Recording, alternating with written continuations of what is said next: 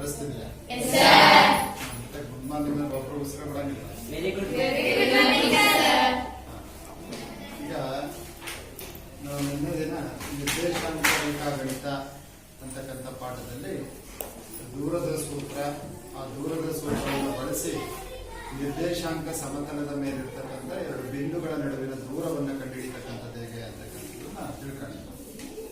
ನಾನು ಕಳೆದ ತರಗತಿಗಳಲ್ಲಿ ಈ ಪುಸ್ತಕವನ್ನು ತೋರಿಸಿ ವಿಜ್ಞಾನ ದೀಪಗಳು ಅಂತಕ್ಕಂಥದ್ರಲ್ಲಿ ಇದರಲ್ಲಿ ನೋಬೆಲ್ ಪ್ರಶಸ್ತಿ ಪಡೆದಿರ್ತಕ್ಕಂಥ ಸಾಕಷ್ಟು ವಿಜ್ಞಾನಿಗಳ ಅವರ ಜೀವನ ಚರಿತ್ರೆ ಮತ್ತು ಅವರ ಸಾಧನೆಯ ಬಗ್ಗೆ ಪ್ರೊಫೆಸರ್ ಘನಶ್ಯಾಮ್ ಅಂತಕ್ಕಂಥವ್ರು ಬರೆದಿದ್ದಾರೆ. ನೋಬೆಲ್ ಪ್ರಶಸ್ತಿ ಹೇಗೆ ಉಟ್ಕೊಳ್ತು, ನೋಬೆಲ್ ಪ್ರಶಸ್ತಿಯನ್ನ ಯಾವ ಯಾವ ಕ್ಷೇತ್ರಗಳಿಗೆ ಕೊಡ್ತಾರೆ ಅಂತಕ್ಕಂಥದ್ದು ಹೇಳಿ.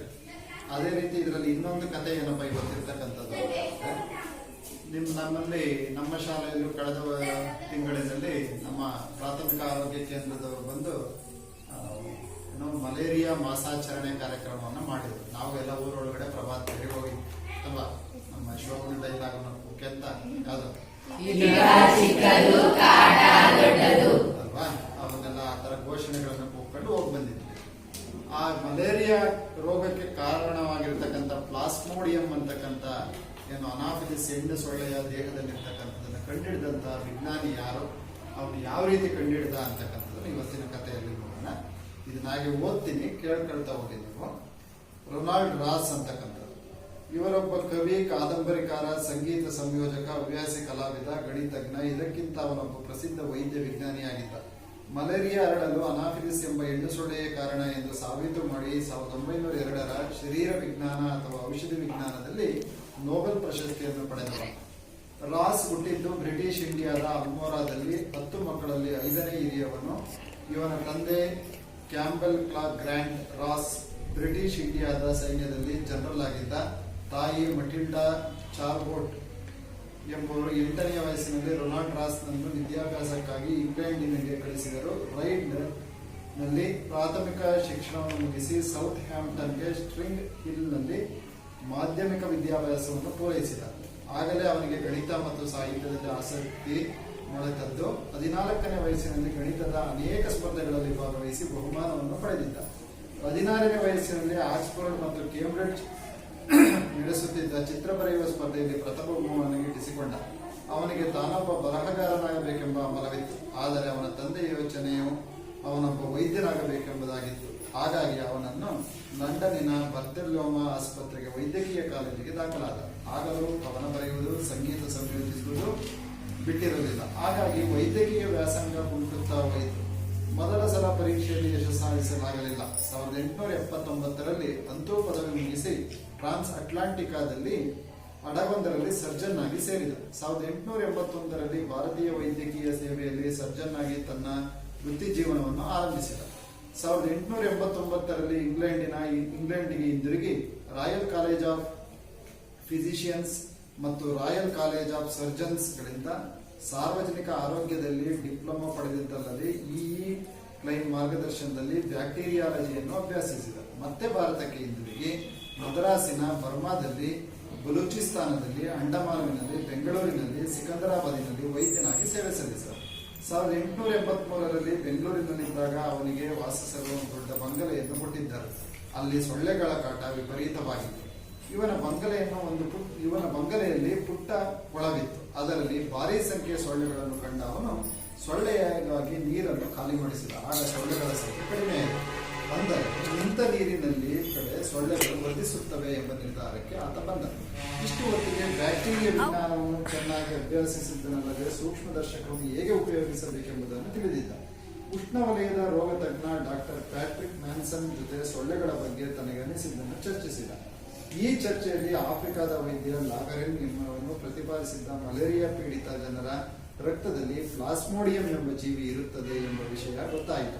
ಸೊಳ್ಳೆಗಳಿಂದ ಇದು ಬಂದಿರುವ ಸಾಧ್ಯತೆ ಇರಬಹುದು ಎಂಬುದು ಅವನ ಯೋಚನೆ ರಾಸ್ತನಿಗೆ ಬಂದಿತು.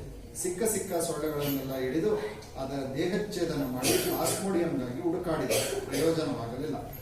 ರೆಕ್ಕೆಗಳ ಮೇಲೆ ಚುಕ್ಕೆ ಇದ್ದ ಹೆಣ್ಣು ಅನಾಫಲಿಸ್ ಸೊಳ್ಳೆಯ ಬಗ್ಗೆ ಅವನ ಅನುಮಾನ ನಿಧಾನವಾಗಿ ಜಾಸ್ತಿಯಾಗುತ್ತಾ ಹೋಯಿತು. ಇದೇ ಕಾಲಕ್ಕೆ ಹೈದರಾಬಾದಿನಲ್ಲಿ ಹುಸೇನ್ ಖಾನ್ ಎನ್ನುವರಿಗೆ ಮಲೇರಿಯಾ ರೋಗ ತಗುಲಿತು. ಅವನನ್ನು ಕೊಠಡಿಯಲ್ಲಿ ಕೂಡಿ ಹಾಕಿ ಅನಾಫಿಲಿಸ್ ಸೊಳ್ಳೆಯನ್ನು ಬಿಟ್ಟನು. ಒಂದು ಸೊಳ್ಳೆ ಕಚ್ಚಿದರೆ ಒಂದು ಆಣೆ ಕೊಡುವುದಾಗಿ ದುಡ್ಡದ ಆಣೆ ಅಂತ ಆಗಿನ ಕಾಲದಲ್ಲಿ. ರಾಸ್ ಅವನನ್ನು ಆ ಕಾರ್ಯಕ್ಕೆ ಒಪ್ಪಿಸಿದ. ಅವನನ್ನು ಕಚ್ಚಿದ ಒಂದೊಂದೇ ಸೊಳ್ಳೆಯನ್ನು ಹಿಡಿದು ಅದರ ದೇಹವನ್ನು ಸೂಕ್ಷ್ಮದರ್ಶಕದಲ್ಲಿ ಪರೀಕ್ಷಿಸಲು ಮೊದಲು ಮಾಡಿದ. 5-6 ಸೊಳ್ಳೆಗಳಿಂದ ಏನೂ ಪ್ರಯೋಜನವಾಗಲಿಲ್ಲ. ಅಷ್ಟಕ್ಕೆ ಪ್ರಯೋಗವನ್ನು ನಿಲ್ಲಿಸದೆ ಉಳಿದ 2 ಸೊಳ್ಳೆಗಳನ್ನು ಅಭ್ಯಾಸಿದ. ಹುಸೇನ್ ಖಾನ್ ಒಟ್ಟು 8 ಆಣೆಯನ್ನು ಸಂಪಾದಿಸಿದ್ದ. ಕೊನೆಯ 2 ಸೊಳ್ಳೆಗಳನ್ನು ಛೇದ ಮಾಡಿ ಹೊಟ್ಟೆಯನ್ನು ಪರೀಕ್ಷಿಸಿದಾಗ ಅದರ ಜಠರದಲ್ಲಿ 21 ಪ್ಲಾಸ್ಮೋಡಿಯಂ ಪರಾವಲಂಬಿಗಳಿದ್ದುದನ್ನು ಗಮನಿಸಿದ. ಈ ಮಹತ್ವ ಸಂಶೋಧನೆಯ ಬಗ್ಗೆ ಬ್ರಿಟಿಷ್ ವೈದ್ಯ ಜರ್ನಲ್ಗೆ ಒಂದು ಲೇಖನ ಬರೆದ. 1898ರಲ್ಲಿ ರಾಸ್ ಕಲ್ಕತ್ತಕ್ಕೆ ವರ್ಗವಾಗಿ ಬಂದನು. ಅಲ್ಲಿ ಅವನಿಗೆ ಬೇಕಾಗಿದ್ದ ಪ್ರಯೋಗಾಲಯದ ಸೌಲಭ್ಯ ಸಿಕ್ಕಿದೆ. ಈ ಸಂದರ್ಭದಲ್ಲಿ ಅಮೆರಿಕ ವೈದ್ಯ ಮ್ಯಾಕ್ಕುಲ್ಲನ್ ಎಂಬುವನು ಮಲೇರಿಯಾ ಸೋಂಕಿರುವ ಹಕ್ಕಿಗಳ ರಕ್ತದಲ್ಲಿ ಪ್ಲಾಸ್ಮೋಡಿಯಂ ಇರುವುದನ್ನು ಪತ್ತೆ ಹಚ್ಚಿ ಒಂದು ಲೇಖನವನ್ನು ಬರೆದಿದ್ದ. ಇದನ್ನು ಓದಿದ ರಾಸ್ ಆರೋಗ್ಯವಂತ ಹಕ್ಕಿಗಳಿಗೆ ಸೊಳ್ಳೆಗಳು ಕಚ್ಚುವಂತೆ ಮಾಡಿ ಅಂತಹ ಹಕ್ಕಿಗಳ ರಕ್ತವನ್ನು ಪರೀಕ್ಷೆಗೆ ಒಳಪಡಿಸಿದರು. ಅಲ್ಲಿಯೂ ಪ್ಲಾಸ್ಮೋಡಿಯಂ ಜೀವಿಗಳು ಪತ್ತೆಯಾಯಿತು. ಅನಾಫಿಲಿಸ್ ಸೊಳ್ಳೆಗಳು ಪ್ಲಾಸ್ಮೋಡಿಯಂ ಜೀವಿಯನ್ನು ಸೋಂಕಿತರಿಂದ ಆರೋಗ್ಯವಂತನಿಗೆ ಹರಡುತ್ತವೆ ಎಂಬ ಸತ್ಯವನ್ನು ನಿಚ್ಚಳವಾಗಿ ಸಾಬೀತಾಯಿತು.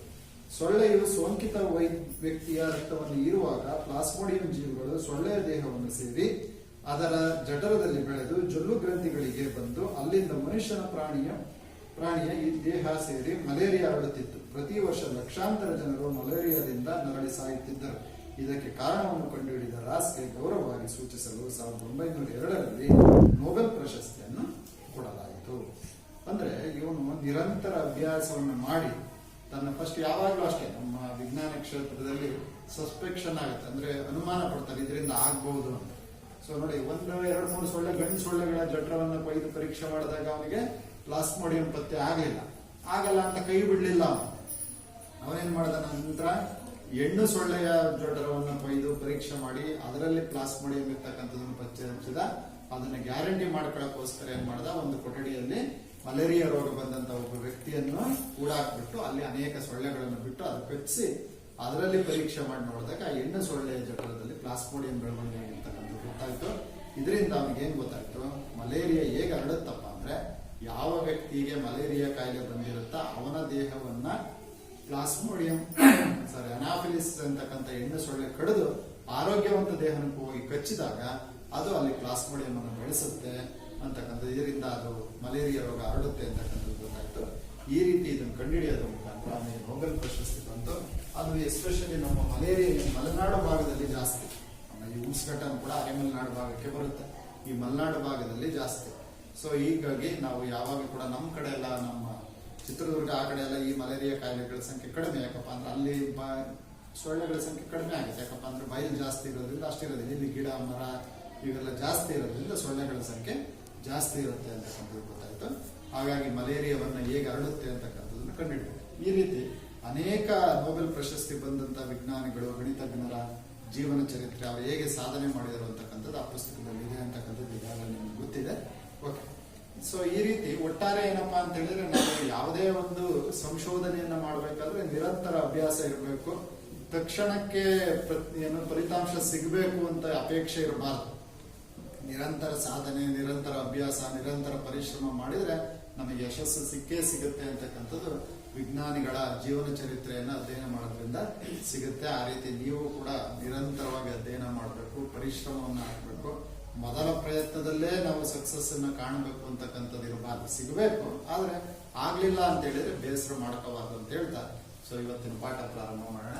ಸೊ ನಾನು ಆಗ್ಲೇ ಹೇಳ್ದಂಗೆ ನಿನ್ನೆ ದಿನ ನಾವು ನಿರ್ದೇಶಾಂಕ ರೇಖಾಗಣಿತದಲ್ಲಿ ಸೊ ನಿರ್ದೇಶಾಂಕ ಅಕ್ಷಗಳಾಗಿರ್ತಕ್ಕಂಥ ಎಕ್ಸ್ ಅಕ್ಷ ಅಂದ್ರೇನು, ವೈ ಅಕ್ಷ ಅಂತಂದ್ರೇನು, ಮತ್ತು ಯಾವುದೇ ನಿರ್ದೇಶಾಂಕ ಸಮತಲದ ಮೇಲೆ ಇರ್ತಕ್ಕಂಥ ಯಾವುದೇ 2 ಬಿಂದುಗಳ ನಡುವಿನ ದೂರವನ್ನು ಕಂಡುಹಿಡಿತಕ್ಕಂಥದ್ದು ಹೇಗೆ ಅಂತಕ್ಕಂಥ ಗೊತ್ತಿತ್ತು.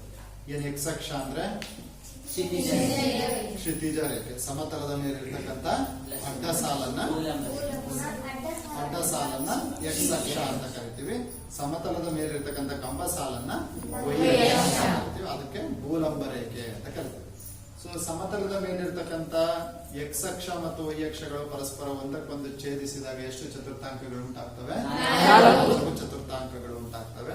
ಅದನ್ನ ಅಪ್ರದಕ್ಷಿಣ ದಿಕ್ಕಿನಲ್ಲಿ ಆ 4 ಚತುರ್ಥಾಂಕಗಳನ್ನ ಹೆಸರಿಸ್ತಕ್ಕಂಥದ್ದು ಅದನ್ನ ಗೊತ್ತಿದೆ. ಇದು 4ನೇ ಚತುರ್ಥಾಂಕ.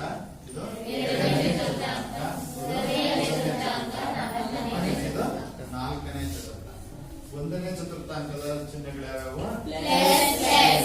ಎರಡನೇದು ಮೈನಸ್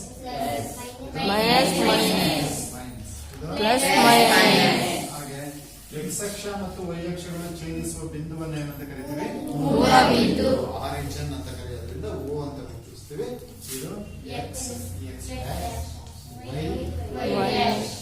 ಇದೆಲ್ಲ ನಿಮಗೆ 9ನೇ ಕ್ಲಾಸ್ ಅಲ್ಲಿ ಆಗಿತ್ತು, ಗೊತ್ತಿದೆ ಕೂಡ. ಈಗ ಇಲ್ಲಿ ಯಾವ್ದೋ ಒಂದು ಪಾಯಿಂಟ್ ಇದೆ, ಇಲ್ಲಿ ಯಾವ್ದೋ ಒಂದು ಪಾಯಿಂಟ್ ಇದೆ ಅಂತ ಅನ್ಕೊಳ್ಳಿ.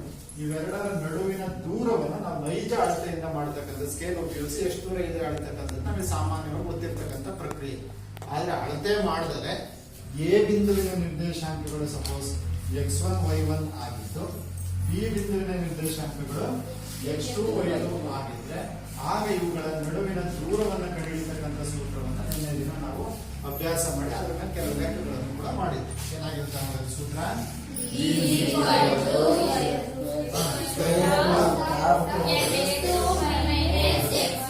ಒಬ್ಬರು ಹೇಳಿ Shobhana. x2 minus x1 whole square plus y2 minus y1 whole square ಅಂತಕ್ಕಂಥದ್ದು ಯಾವುದೇ ಎರಡು ಬಿಂದುಗಳ ನಡುವಿನ ದೂರ. ಅಂದ್ರೆ ಈ ಬಿಂದುಗಳು ಎಲ್ಲಿರಬೇಕು ಅಂತ ಹೇಳಿದ್ರೆ ನಾನು ನಿರ್ದೇಶಾಂಕ ಸಮತಲದ ಮೇಲೆ ಇರಬೇಕು. ನಿರ್ದೇಶಾಂಕ ಸಮತಲ ಅಂದ್ರೂ ಅದೇನೆ, ಇನ್ನೊಂದು ಹೆಸರು ಕಾರ್ಟೇಶಿಯನ್ ಸಮತಲ ಅಂದ್ರೂ ಅದೇನೆ, ಇನ್ನೊಂದು ಹೆಸರು XY ಸಮತಲ ಅಂತಂದ್ರು ಅದನ್ನ. ಯಾಕಂದ್ರೆ x ಅಕ್ಷ y ಅಕ್ಷ ಇರೋದ್ರಿಂದ ಅದನ್ನ XY ಸಮತಲ ಅಂತಂದ್ರು ಕೂಡ ಅದೇ ಕೂತಿರೋ. ಸೊ ಅದೇ ರೀತಿ ಈ ಸಪೋಸ್ ಈ ಕೊಟ್ಟಿರ್ತಕ್ಕಂತ ಎರಡು ಬಿಂದುಗಳಲ್ಲಿ ಯಾವ್ದಾದ್ರು ಒಂದು ಬಿಂದು ಮೂಲ ಬಿಂದು ಆಗಿದ್ರೆ ಆ ಮೂಲ ಬಿಂದುವಿನ ನಿರ್ದೇಶಾಂಕಗಳು ಏನೇನಾಗಿರುತ್ತೆ ಅಂತ ಹೇಳಿದ್ದು? ಹಾಗಾಗಿ ಮೂಲ ಬಿಂದುವಿನಿಂದ ಯಾವುದೇ ಬಿಂದು ಇರ್ತಕ್ಕಂಥ ದೂರ, ಇನ್ನೊಂದು ಬಿಂದು ಇದೆ ಪಿ ಅಂತಕ್ಕಂಥ ಬಿಂದು, ಇದರ ನಿರ್ದೇಶಾಂಕಗಳು ಫಾರ್ ಎಕ್ಸಾಂಪಲ್ x, y ಆಗಿದೆ. ಆಗ ಅದರ ಸೂತ್ರ ಏನಾಗುತ್ತೆ ಅಂತ ಹೇಳಿತ್ತು? ಒಬ್ಬರೇ ಹೇಳ್ತಾರೆ ಕಳಮಣಿ D is equal to square root of ಹೇಳ Nagaraja? D is equal to x square plus y square. Square root of ಅದೇ ಹೇಳಬೇಕು. Square root of x square plus y square. ಇಲ್ಲಿ ಒಂದು ಬಿಂದುವಿನ ನಿರ್ದೇಶಾಂಕ 0,0 ಆಗಿರೋದ್ರಿಂದ x1 y1 0,0 ಹೋಗ್ಬಿಡುತ್ತೆ. ಇನ್ನು ಇದು ನಾನು ತೋರಿಸಿದ್ವಿ, ಈಗ ಸಬ್ಸ್ಟಿಟ್ಯೂಟ್ ಮಾಡಿ ಹೇಗೆ ಸೂತ್ರ ಬರುತ್ತೆ ಅಂತ. ಹಾಗೇನೆ ನಾವೆರಡು ಬಿಂದುಗಳ ನಡುವಿನ ದೂರ ಕೊಟ್ಟಾಗ, ನಿರ್ದೇಶಾಂಕಗಳನ್ನು ಕೊಟ್ಟಾಗ ದೂರ ಕಂಡುಹಿಡಿಯೋದ್ರ ಮೇಲೂ ಕೂಡ ಸಾಕಷ್ಟು ಲೆಕ್ಕಗಳನ್ನ ಮಾಡಿದ್ವಿ ಅಲ್ವಾ? ಹಾಗೇನೆ ಕುತ್ಕೊಳ್ಳಿ, ಈ ಸೂತ್ರ ಕೇವಲ ದೂರ ಕಂಡುಹಿಡಿಯಕ್ಕೆ ಅಷ್ಟೇ ಉಪಯೋಗ ಆಗೋದಿಲ್ಲ. ಯಾವ್ದ 3 ಬಿಂದುವಿನ ನಿರ್ದೇಶಾಂಕಗಳನ್ನು ಕೊಟ್ಟಿರ್ತಾರೆ ಅಂತ ಫಾರ್ ಎಕ್ಸಾಂಪಲ್ ಇಲ್ಲಿ ಯಾವ್ದಾದ್ರು 3 ಬಿಂದುವಿನ ನಿರ್ದೇಶಾಂಕಗಳನ್ನು ಕೊಟ್ಟಿರ್ತಾರೆ. ಇಲ್ಲೊಂದು ಎ ಅಂತಕ್ಕಂಥ ಬಿಂದು ಇದೆ, ಇದರ ನಿರ್ದೇಶಾಂಕಗಳು x1 y1 ಆಗಿದೆ ಅಂತ ಕಾರಣ, ಬಿ ಅಂತಕ್ಕಂಥದ್ದು ಇದೆ ಅದು x2 y2, ಸಿ ಅಂತಕ್ಕಂಥದ್ದು ಒಂದಿದೆ ಅದು x3 y3 ಆಗಿತ್ತು ಅಂತ ಫಾರ್ ಎಕ್ಸಾಂಪಲ್. ಈ 3 ಬಿಂದುಗಳನ್ನ ನಾವು ಜೊತೆ ಜೊತೆಯಾಗಿ ಸೇರಿಸಿದ್ರೆ ನಮಗೆ ಏನ್ ಆಕೃತಿ ಬರುತ್ತೆ? ತ್ರಿಭುಜ ಆಕೃತಿ ಬರುತ್ತೆ. ಈಗ ಸಮತಲದ ಮೇಲೆ ಇರ್ತಕ್ಕಂಥ ಅಂದ್ರೆ ಸಮತಲ ಅಂತ ಹೇಳಿದ್ರೆ ಅರ್ಥ ಇದು XY ಸಮತಲ ಅಂತಾನೆ. ನಾವಿಲ್ಲಿ ಏನೇ ಮಾತಾಡಿದ್ರು ಅದರ ಅರ್ಥ ಕಾರ್ಟೇಶಿಯನ್ ಸಮತಲದ ಮೇಲೆ ಇರ್ತಕ್ಕಂಥ ಬಿಂದುಗಳು ಅಂತ ಅರ್ಥ ಮಾಡ್ಕೋಬೇಕು ಹೊರತು ಮಾಮೂಲಿ ಬೋರ್ಡ್ ಅಂತ ಸಮತಲದ ಮೇಲೆ ಇರ್ತಕ್ಕಂಥ ಬಿಂದುಗಳಲ್ಲ, ಅಥವಾ ಈ ಅವಕಾಶದಲ್ಲಿ ಇರ್ತಕ್ಕಂಥ ಬಿಂದುಗಳು ಅಂತ ಪರಿಗಣಿಸಬಾರದು. ಅರ್ಥ ಆಯ್ತಾ? ಏನೇ ಸಮತಲ ಅಂದ್ರೂ ಅದ್ರ ಹಿನ್ನೆಲೆಯಲ್ಲಿ ಏನ್ ಅನ್ಕೋಬೇಕು? ಇದು ಕಾರ್ಟೇಶಿಯನ್ ಸಮತಲ, XY ಸಮತಲ, ನಿರ್ದೇಶಾಂಕ ಸಮತಲ ಅಂತ ಅನ್ಕೋಬೇಕು. ಈ ರೀತಿ 3 ಬಿಂದುಗಳನ್ನ ಜೊತೆ ಜೊತೆಯಾಗಿ ಸೇರಿಸಿದಾಗ ನಮಗೆ ತ್ರಿಭುಜ ಉಂಟಾಗುತ್ತೆ. ತ್ರಿಭುಜ ಅಂದ್ರೆ ಏನು ಅನ್ನೋದೆಲ್ಲ ಗೊತ್ತಿದೆ. ಹಾಗಾದ್ರೆ ಇದ್ರ ದೂರ ಕಂಡುಹಿಡಿಬೋದ ದೂರದ ಸೂತ್ರ ಉಪಯೋಗಿಸ್ಕೊಂಡು ಎ ಬಿನ. ಹಾಗೇನೆ ಬಿ ಮತ್ತು ಸಿ ಯ ನಿರ್ದೇಶಾಂಕಗಳನ್ನು ಉಪಯೋಗಿಸಿ BC ಕಂಡುಹಿಡಿಯಬಹುದು. ಹಾಗೆ ಎ ಮತ್ತು ಸಿ ಬಿಂದುಗಳ ನಿರ್ದೇಶಾಂಕಗಳನ್ನು ಉಪಯೋಗಿಸಿ ಎಸಿಗಳ ನಡುವಿನ ದೂರವನ್ನು ಕಂಡುಹಿಡಿಯಬಹುದು. ಸೊ ಈ 3 ಬಾಹುಗಳ ಉದ್ದಗಳು ಗೊತ್ತಾಯಿತು ಅಂತ ಹೇಳಿದ್ರೆ ನಾವು ತ್ರಿಭುಜದ ವಿಧವನ್ನ ಸುಲಭವಾಗಿ ಲೆಕ್ಕ ಹಾಕಬಹುದು. ಅದೇನ್ ಸಮಬಾಹು ತ್ರಿಭುಜನೆ, ಸಮದ್ವಿಬಾಹು ತ್ರಿಭುಜನೆ, ಅಸಮಬಾಹು ತ್ರಿಭುಜನೆ ಅಂತಕ್ಕಂಥದ್ದು ಲೆಕ್ಕ ಹಾಕಬಹುದು. ಅರ್ಥ ಆಯ್ತಾ? ಸೊ ಇಲ್ಲಿ ಕಾರ್ಟೇಶಿಯನ್ ಸಮತಲದ ಮೇಲಿರ್ತಕ್ಕಂಥ 3 ಬಿಂದುಗಳ ನಿರ್ದೇಶಾಂಕಗಳನ್ನು ಕೊಟ್ಟು ಅದನ್ನ ಜೊತೆ ಜೊತೆಯಾಗಿ ಸೇರಿಸಿದಾಗ ತ್ರಿಭುಜ ಉಂಟಾಗುತ್ತೆ ಅಂತ ಅವ್ರೇನಾದ್ರೂ ಹೇಳಿ ಆ ತ್ರಿಭುಜದ ವಿಧವನ್ನು ಕಂಡುಹಿಡಿಯಿರಿ ಅಂತ ಹೇಳಿದ್ರೆ ನಾವು ದೂರದ ಸೂತ್ರವನ್ನ ಬಳಸಿ ಯಾವ ರೀತಿ ತ್ರಿಭುಜದ ವಿಧವನ್ನು ಕಂಡುಹಿಡಿಯೋದು ಅಂತಕ್ಕಂಥದ್ದು ಇವತ್ತಿನ ದಿನದಲ್ಲಿ ಲೆಕ್ಕ ಬರ್ಕೊಂಡು ಅದು ಮಾಡ್ಕೊಂಡು ಗೊತ್ತಾಗ್ತದೆ.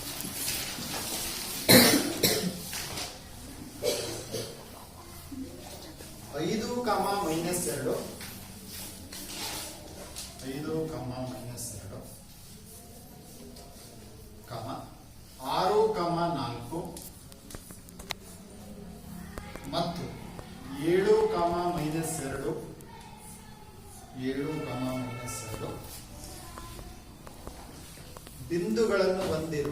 ಶೃಂಗಗಳನ್ನು ಹೊಂದಿರುವ ಶೃಂಗಗಳನ್ನು ಹೊಂದಿರುವ ತ್ರಿಭುಜದ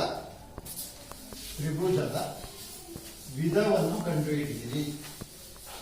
ತ್ರಿಭುಜದ ವಿಧವನ್ನು ಕಂಡುಹಿಡಿಯಿರಿ. ಬೇಕಂದ್ರೆ ನಾವು ಅದಕ್ಕೆ ಹೆಸರು ಕೊಡ್ಕೋಬಹುದು. ತ್ರಿಭುಜದ ವಿಧವನ್ನು ಮೊದಲನೇ ಬಿಂದುವನ್ನ ಎ ಅಂತ ಅನ್ಕೊಂಡು, ಸರಿನಾ? ಎ ಬಿಂದುವಿನ ನಿರ್ದೇಶಾಂಕಗಳು ಯಾವುದು? 5, -2. ನೆಕ್ಸ್ಟ್ ಬಿ ಬಿಂದುವಿನ ನಿರ್ದೇಶಾಂಕಗಳು 4. ಯಾವ್ದನ್ನಾದ್ರೂ ಎ ಅನ್ಕೋಬಹುದು. ಅದಕ್ಕೆ ಇದಕ್ಕೆ ಅನ್ಕೋಬೇಕು, ಮೊದಲದಕ್ಕೆ ಅನ್ಕೋಬೇಕು ಅಂತ ಏನಿಲ್ಲ. 7, ನೀನು ಇದನ್ನ ಎ ಅನ್ಕೊಂಡು, ಇದನ್ನ ಬಿ ಅನ್ಕೊಂಡು, ಇದನ್ನ ಸಿ ಅನ್ಕೋಬಹುದು, ನಿಮ್ ಇಷ್ಟ. ಏನಾದ್ರೂ ಅನ್ಕೊ. ಈಗ ಫಸ್ಟ್ ಎ ಬಿ ಉದ್ದ ಕಂಡುಹಿಡಿಯೋಣ. ಎ ಬಿ ಅಂದ್ರೆ ಎ ಮತ್ತು ಬಿ ಬಿಂದುಗಳ ನಡುವಿನ ದೂರ. ಸೊ ದೂರದ ಸೂತ್ರ ಏನು ನಮಗೆ? Square root of x2 minus x1 whole square plus y2 minus y1 whole square. ಸರಿನಾ? ಇಲ್ಲಿ ಇದರ ನಿರ್ದೇಶಾಂಕಗಳನ್ನ x1 y1 ಅಂತ ಅನ್ಕೋಣ. ಬಿ ಬಿಂದುವಿನ ನಿರ್ದೇಶಾಂಕಗಳನ್ನ x2 y2 ಅಂತ ಮನಸ್ಸಲ್ಲಿ ಅನ್ಕೋಣ. ಕನ್ಫ್ಯೂಸ್ ಆಯ್ತು ಅಂದ್ರೆ ಬೇಕಾದ್ರೆ ಅಲ್ಲಿ ಗುರುತಿಸ್ಕೊಳ್ಳಿ. ಈಗ ಅದ್ರ ಬೆಲೆ ಹಾಕೋಣ. x2 minus x1. x2 ಅಂದ್ರೆ ಯಾವುದು? x1 ಅಂದ್ರೆ ಯಾವುದು? that is equal to square root of ಎಷ್ಟಾಗುತ್ತೆ? 6 minus 5 whole square plus 4 minus of minus bracket ಹಾಕೋದು ಬೇಡ, ಡೈರೆಕ್ಟ್ ಹಾಕೋಣ. ಕರೆಕ್ಟಾ? ಮತ್ತೆ ಬ್ರಾಕೆಟ್ ಹಾಕಿದ್ರೆ ಮುಗಿಸ್ಕೊಂಡ್ರೆ ಏನಾಗ್ಲಿಕ್ಕೆ ಅದಕ್ಕೋಸ್ಕರ ಕನ್ಫ್ಯೂಸ್ ಮಾಡ್ಕೊಳ್ಳೋದು ಏನ್ ಬೇಡ, ನೇರವಾಗಿ ಹಾಕಿದ್ರೆ ತಪ್ಪೇನಿಲ್ಲ. ಇಲ್ಲಿ 6 ರಲ್ಲಿ 5 ಹೋದ್ರೆ 1 4 ಪ್ಲಸ್ 2 ಸರಿನಾ? That is equal to square root of 1 ರ ವರ್ಗ 6 ರ ವರ್ಗ 36 ಪ್ಲಸ್ 1 37 ರೂಟ್ ಆಫ್ 37 ನಾವೇನು ಸ್ಪ್ಲಿಟ್ ಮಾಡಕ್ ಬರಲ್ಲ, ಹಾಗೆ ಈಗ ಸರಿನಾ? A B is equal to ಅವಿಭಾಜ್ಯ ಸಂಖ್ಯೆ ಆಗಿರೋದು, ಏನು ಮಾಡಕ್ ಬರಲ್ಲ, ಇರ್ಲಿ ಹಾಗೆ. ನೆಕ್ಸ್ಟ್ ಯಾವ ತಗೋಣ? ಬಿ. ಮತ್ತೆ ಬಿ ಮತ್ತು ಸಿ ಬಿಂದುಗಳ ನಡುವಿನ ದೂರ ಕಂಡುಹಿಡಬೇಕು ಅಂದ್ರೆ ಮತ್ತೆ ದೂರದ ಸೂತ್ರನೇ ಹಾಕಬೇಕು. ಸ್ಕ್ವೇರ್ ರೂಟ್ ಆಫ್ ಮತ್ತೊಂದು ಸರಿ ಬರೆಯೋಣ.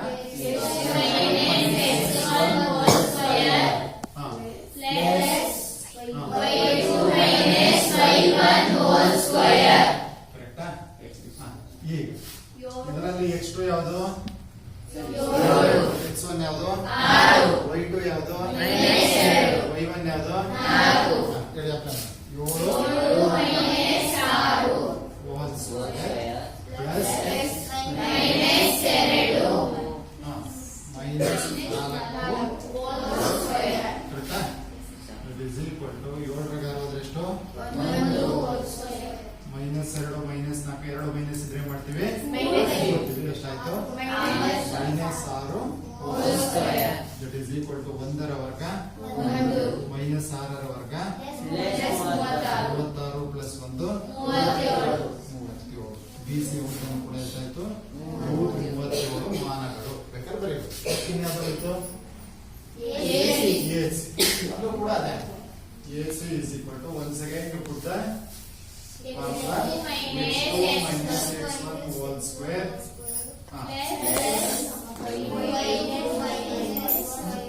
y2 minus y1 ಈಗ ನಾನು ಕೇಳಿದ್ರೆ ಅಪ್ಲೈ ಮಾಡ್ಬೋದು. ಇದನ್ನ ವೀಣಾ x2 ಅಂತ ಯಾವ್ದಂತ ಈಗ ಇದನ್ನಾರ ಅನ್ಕೋಬಹುದು, ಇದನ್ನಾರ ಅನ್ಕ ತಪ್ಪೇನಿಲ್ಲ. x1 y2 y1 ಹೇಳಿ. x2 7 minus 5 whole square plus y2 ಅಂದ್ರೆ minus 2 y1 ಅಂದ್ರೆ ಅಂದ್ರೆ ನನಗೆ ಇದು ಸೂತ್ರ ಮೈನಸ್ ಇರೋದ್ರಿಂದ ಪ್ಲಸ್ 2 ಸರಿನಾ? ಮುಂದಕ್ಕೆ 7 ರ 5 ಹೋದ್ರೆ 2 whole square ಕರೆಕ್ಟಾ? ಇಲ್ಲಿ minus 2 ಪ್ಲಸ್ 2 ಇದ್ರೆ ಏನಾಗುತ್ತೆ? ಕಳೆದ್ವಿ. 2 ರ 2 ಹೋದ್ರೆ ಎಷ್ಟು? ಸೊ ಅಲ್ಲಿ ಏನಾಯ್ತು? 0 whole square. 2 ರ ವರ್ಗ 4 ಪ್ಲಸ್ 0 ಯ ವರ್ಗ 0 4 ಪ್ಲಸ್ 0 4 4 ರ ವರ್ಗಮೂಲ 2 ಮಾನಗಳು. ಬರೆದಿದ್ರು ಅದೇ. ಹಾ, ಈಗ ನೋಡಿ ಕೂತ್ರೆ ಎ ಬಿಯ ಉದ್ದ ಎಷ್ಟಿದೆ? √37 ಇದೆ. ಬಿ ಸಿ ಯ ಉದ್ದ ಎಷ್ಟಿದೆ? √37 ಇದೆ. ಎ ಸಿ ಯ ಉದ್ದ ಎಷ್ಟಿದೆ? 2 ಇದೆ. ಎಷ್ಟಾರ ಇತ್ತು ನಮಗೆ 2 ಮಾನಗಳಿದೆ. ಈಗಾಗಲೇ 2 ಬಾಹು ಸಮ ಇದ್ದಾವೆ, ಇನ್ನೊಂದು ಬಾಹು ಬೇರೆ ಅಳತೆ ಇದೆ. ಹಾಗಾದ್ರೆ ಇದು ಎಂತ ತ್ರಿಭುಜ? ಎ ಬಿ ಸಿ ಒಂದು ಸಮದ್ವಿಬಾಹು ತ್ರಿಭುಜ ಅಂತಕ್ಕಂಥ ನಿರ್ಧಾರಕ್ಕೆ ಬರ್ಬೋದು. ನೋಡಿ, ಈ ರೀತಿ ಶೃಂಗಗಳನ್ನ ಕೊಟ್ಟು ಅವನಿಗೆ ಕೇಳಬಹುದು, ತ್ರಿಭುಜದ ವಿಧ ಕಂಡುಹಿಡಿಯ ಕೇಳಬಹುದು, ಅಥವಾ ತ್ರಿಭುಜದ ಸುತ್ತಳತೆ ಕಂಡುಹಿಡಿಯಿರಿ ಅಂತಲೂ ಕೂಡ ಕೇಳಬಹುದು. ಅವಾಗಲೂ ಕೂಡ ಏನ್ ಮಾಡಬೇಕು? ಎ ಬಿ, ಬಿ ಸಿ ಮತ್ತು ಎ ಸಿ ಯ ಉದ್ದಗಳನ್ನು ಕಂಡುಹಿಡ್ಕೊಂಡು 3 ಸುತ್ತಳತೆ ಅಂದ್ರೆ 3 ಬಾಹುಗಳ ಉದ್ದಗಳ ಮೊತ್ತ ಆಯ್ತಾ? 3 ಬಾಹುಗಳನ್ನು ಕೂಡಿಟ್ಬಿಟ್ರೆ ಆಯ್ತಾ?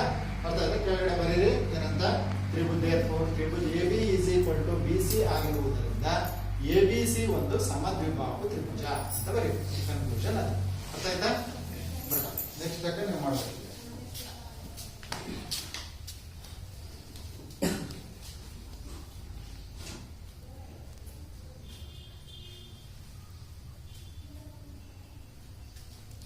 ಬೇಗ ಬರ್ಕೊಳ್ಳಿ ಸ್ವಲ್ಪ.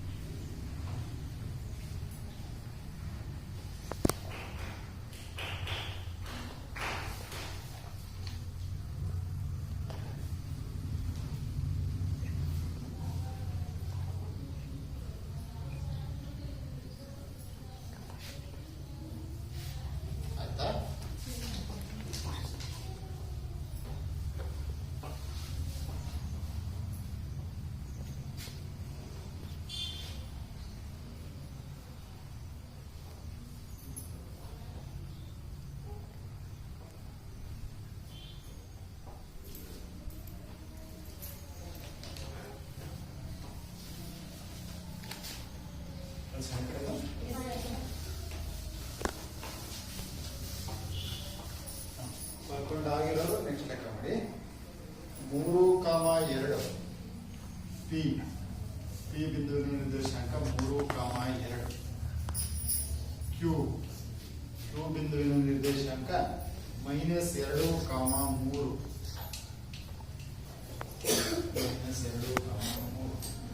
ಮತ್ತು ಆರ್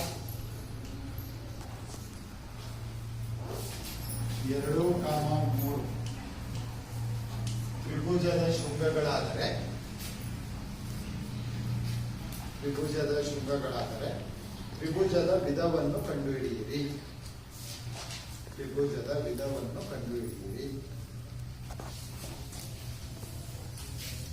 ಮಾಡಿ. ಬರೋಬರ ಕ್ಯೂ ಕಂಡುಹಿಡಿ ಬನ್ನಿ. ಅದರಲ್ಲೇನೆ ಪಿ ಕ್ಯೂ.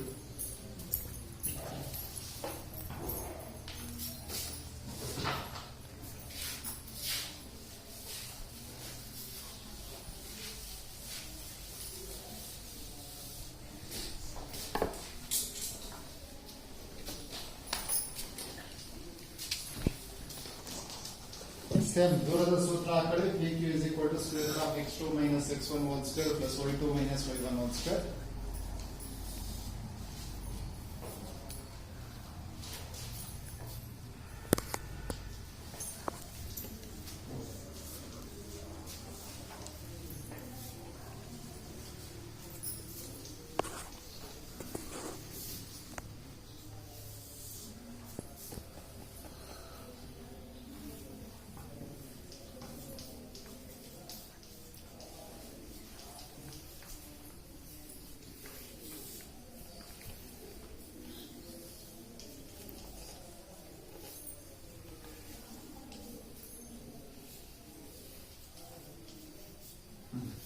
ಅದನ್ನ ಬೇಕಾದ್ರೆ 50ನೇ ಅಂತ ಬರ್ಬೋದು, 25 2 ಅಂತ ಬರ್ಕೋಬಹುದು.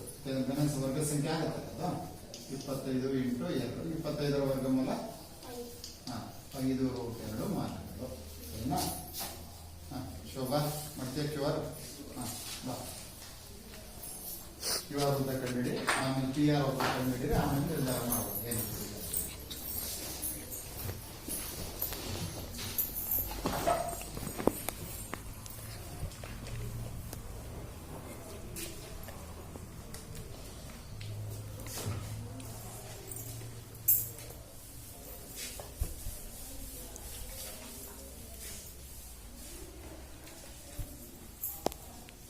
ಬೇರೆಯವರು ನಿಮ್ಮ ಎಕ್ಸರ್ಸೈಸ್ ಮಾಡ್ತಾರೆ. ಸರಿ ಇದೆಯಾ ದ್ರೌಪಿತ ಮಾಡಿರೋದು?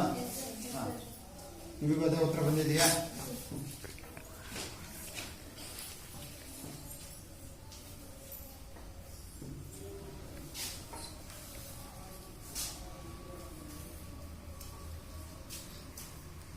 ಮೈನಸ್ ಆಫ್ ಮೈನಸ್ ಪ್ಲಸ್ ಆಗ್ಬಿಡ, ಕನ್ಫ್ಯೂಸ್ ಆಗುತ್ತೆ. ಬೇಡ, ಎರಡು ಸರಿ ಮಾಡ್ಕೊಳ್ಳೋದು ಬೇಡ. ವೈದ್ಯೊಂದು ಎಷ್ಟಿದೆ? 3 ಮೈನಸ್ ಇರೋದ್ರಿಂದ ಎರಡನೇ ಸಂಖ್ಯೆ ಮೈನಸ್ ಇರೋದ್ರಿಂದ ಎಲ್ಲ ನೇರ ಪ್ಲಸ್ ಮಾಡಮ್ಮ. ಹಂಗ ಹಾಕೊಂಡು ತಪ್ಪೇನಿಲ್ಲ. 3 ನೀನ್ ಮಾಡ್ತಾ ಇರೋದು ಕರೆಕ್ಟ್ ಆಗಿ ರೂಟ್ ಫಸ್ಟೇ ಹಾಕೊಂಡ್ಬಿಡ್ಬೇಕು. ಅದಕ್ಕೆ ನೋಡಿ, ರೂಟ್ ಬಿಡ್ಕಂತ ಹೋದ್ರೆ ತಪ್ಪಾಗ್ಬಿಡುತ್ತೆ ಲೆಕ್ಕ. ರೂಟ್ ಮುಂಚೆನೆ ಫಸ್ಟೇ ಹಾಕೊಂಡ್ಬಿಡ್ಬೇಕು. ರೂಟ್ ಆಫ್ ಅದು ಓದ್ಬೇಕಾದ್ರೆ ನಾವ್ ಹೆಂಗ್ ಹೋಗ್ತೀವಿ? Square root of x2 minus x1 whole square plus y2 minus y1 whole square.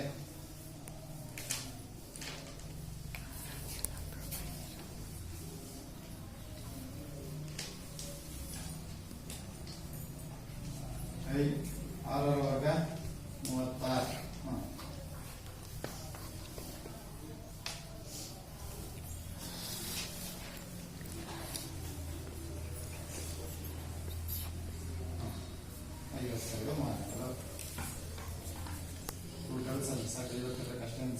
Square root ಹಾಕೋಣ. 52 ಅಷ್ಟೇ ನಿಲ್ಲಿಸ್ಬೇಕು. ಇಲ್ಲಿಂದ ಮುಂದುವರಿಸಬಾರ್ದು, ಇಷ್ಟಕ್ಕೆ ನಿಲ್ಲಿಸ್ಬೇಕು. ಮಾನಗಳು ಹೊರಗೆ ಬರೀಬೇಕು, ಸ್ಕ್ವೇರ್ ರೂಟ್ ಒಳಗಡೆ ಬರೀಬಾರ್ದು. ನೆಕ್ಸ್ಟ್ ಇಂದ ಯಾರು ಮಾಡ್ತೀರಾ?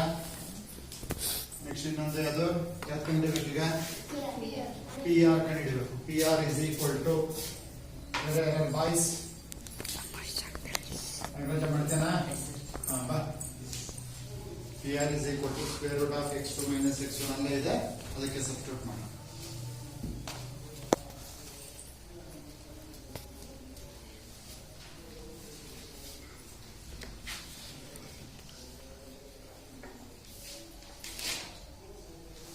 ಸ್ಕ್ವೇರ್ ರೂಟ್ ಫಸ್ಟೇ ಹಾಕೋಬೇಕು. ಈಗ ಹೇಳಿದ್ನಲ್ಲ ಶೋಭಾ ಹೇಳಿದಾಗಲೇ. ಇಲ್ಲ ಅಂದ್ರೆ ಅದು ಹಂಗೆ ಬಿಟ್ಟು ಹೋಗ್ಬಿಡುತ್ತೆ, ಕೊನೆಗೆ ಹಂಗೆ ಖಾಲಿ ಇಟ್ರೆ ತಪ್ಪಾಗತ್ತದು.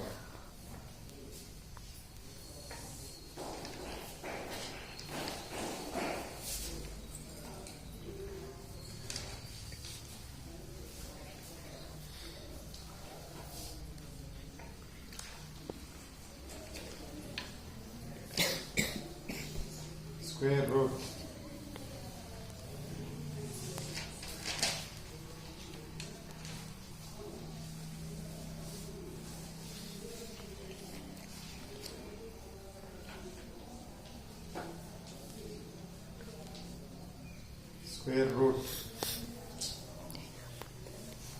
ವಯಸ್ಸಾಯ್ತಲ್ಲ ಮರ್ತೋಗುತ್ತೆ.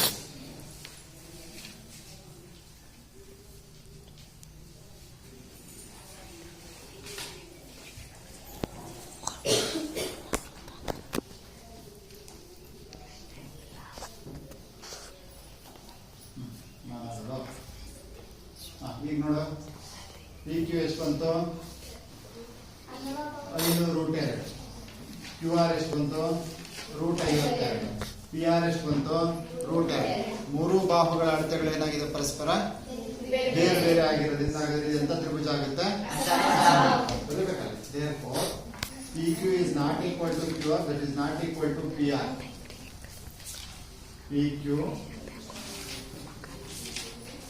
not equal to equal to that direction. Right. QR not equal to PR ಕೆಳಗಡೆ. therefore ತ್ರಿಭುಜ PQR ಒಂದು ಎಂತ ತ್ರಿಭುಜ? ಅಸಮಬಾಹು ತ್ರಿಭುಜ. ತ್ರಿಭುಜ PQR ಒಂದು ಅಸಮಬಾಹು ತ್ರಿಭುಜ.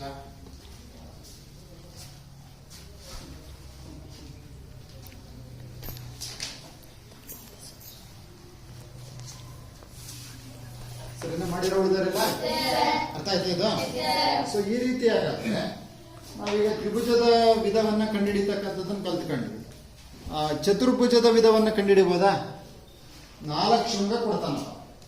ಇದು ಯಾವ ರೀತಿ ಚತುರ್ಭುಜ ಅಂತ ಕೇಳ್ತಾನೆ. ಪಿ ಕ್ಯೂ ಆರ್ ಕೊಡಬಹುದು, ಇನ್ನೊಂದು ಪಿ ಕ್ಯೂ ಆರ್ ಎಸ್ ಅಂತ ಕೊಡ್ತಾನೆ, ಇನ್ನೊಂದು ಯಾರೋ ಒಂದು 4,3 ಅಂತ ಏನೋ ಒಂದು ಬಿಂದುಗಳನ್ನು ಕೊಡ್ತಾನೆ ಅಂತ. ಅವಾಗ ಏನ್ ಮಾಡ್ಕೋಬೇಕು?